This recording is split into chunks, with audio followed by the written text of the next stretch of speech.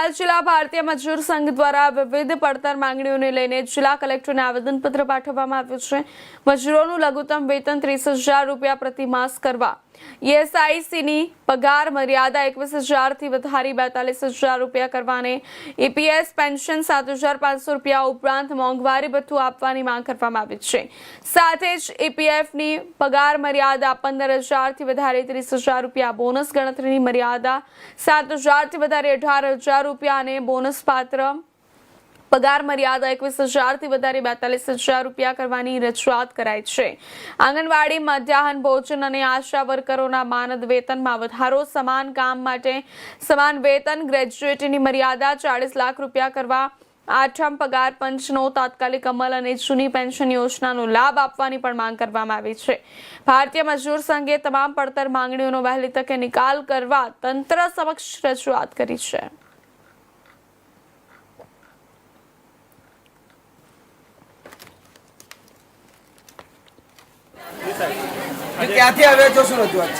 અમે ભારતીય મજદૂર સંઘ પંચમહાલ જિલ્લામાંથી આવ્યા છે અને અમારી રજૂઆત એવી છે કે અમારું જે સંગઠન છે ભારતમાં પ્રથમ નંબરનું સંગઠન છે।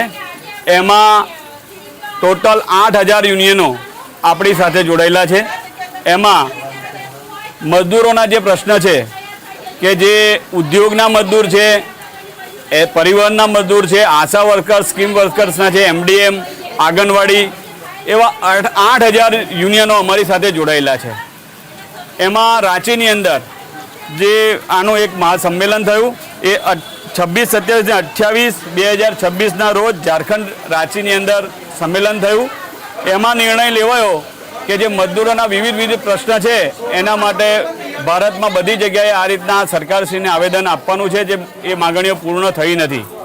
એ માગણીઓ કુલ 12 માગણીઓ છે અમારી, બધા જને લગશે તેવી 12 માગણીઓ છે। એ 12 માગણીની અંદર હું આપણા માધ્યમથી જણાવું તો લઘુત્તમ વેતન કામદારનું 30,000 રૂપિયા દર મહિને થવું જોઈએ, દરેકનું 30,000 થવું જોઈએ। બીજો મુદ્દો એવો છે કે ESIC પગાર મર્યાદા 21,000 થી વધારીને 42,000 થવી જોઈએ।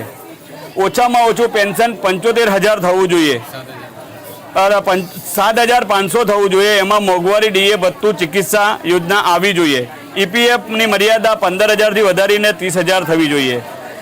બોનસની ગણતરી 7,000 થી વધારીને 18,000 થવી જોઈએ। બોનસ પાત્ર પગાર 21,000 થી વધારીને 42,000 થવો જોઈએ। આંગણવાડી, મધ્યાહન ભોજન અને આશા વર્કરના માનદ વેતનમાં વધારો થવો જોઈએ। સમાન કામ સમાન વેતનનો ધારો ઉપયોગ અમલ થવો જોઈએ।